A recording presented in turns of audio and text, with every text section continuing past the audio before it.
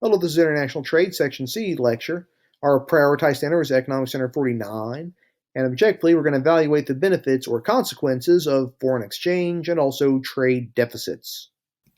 Now, since different currencies are used in different countries, extensive international trade requires an organized system for exchanging money between nations.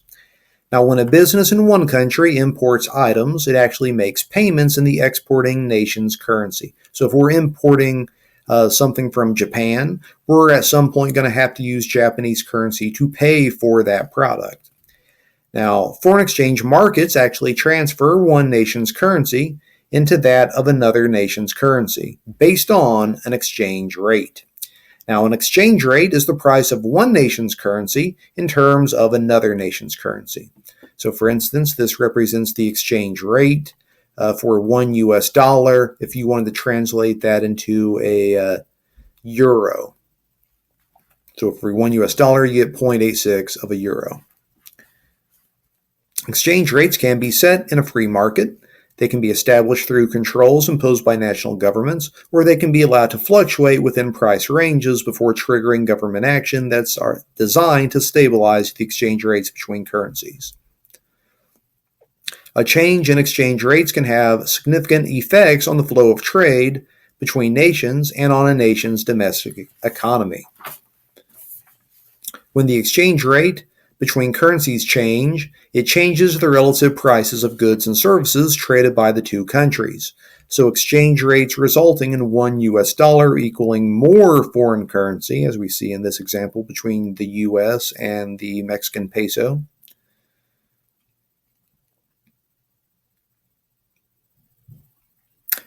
This will cause imports from that foreign country to increase.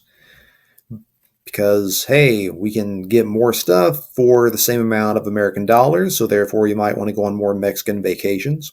But U.S. exports to the foreign country will actually decrease. So therefore, since Mexicans can't get as much U.S. products for their money, they're not going to be getting as many U.S. products.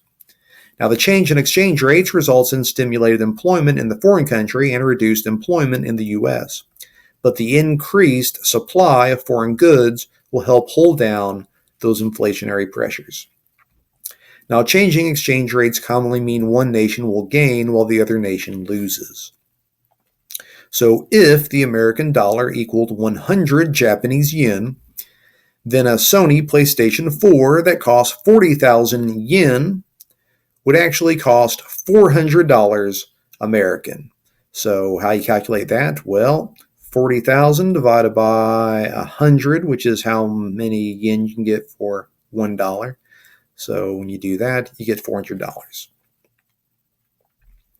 Now, if the value of the American dollar declined to equaling only 80 Japanese yen, then the same 40,000 yen Sony PlayStation 4 would then cost $500 American. So this time you take again your 40,000 divided by 80. Now it's going to cost you an extra $100 to get that same PlayStation 4.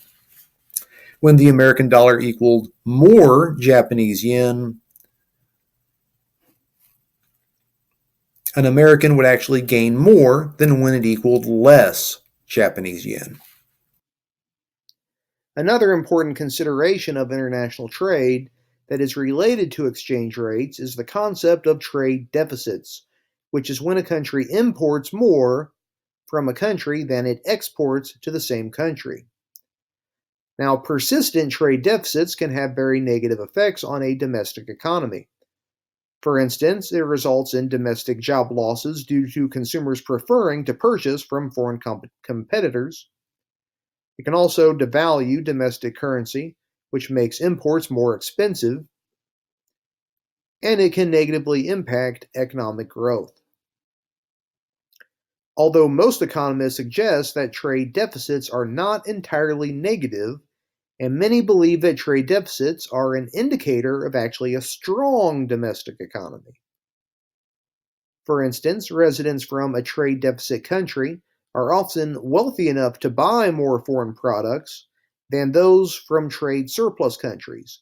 So, for instance, while China has a trade surplus with the US, most of the Chinese citizens are not actually wealthy enough to even buy U.S. products to begin with, as where most U.S. citizens are wealthy enough to buy Chinese products. Also, it can raise a country's standard of living because its residents gain access to a wider variety of products for a more competitive price. And also, the country with the trade surplus actually becomes more reliant on its trade partner from a trade deficit country, so which can then control and influence how it uses its assets and resources. So while we might have a trade deficit with China, they are very dependent on the US to determine what types of things they're actually going to produce. Now, most economists insist that negative effects of trade deficits will correct themselves over time through exchange rate adjustments and also competition leading to changes in what a domestic country produces. Government attempts to reverse trade deficits through things like tariffs, which President Trump's been doing, often cause more damage to an economy than it can help when other nations pass their own regulatory tariffs, which is actually what's happening in China right now. US passed tariffs under Trump, and then China passed retaliatory ones, which basically are hurting both countries. Now, economists suggest that large trade deficits may simply just reflect consumer preferences and may not really matter at all in the long run. All right, this concluded the International Trade Section C lecture. Our prioritized standard again was Economic Standard 49, and objectively now you can evaluate the benefits or consequences of foreign exchange and trade deficits.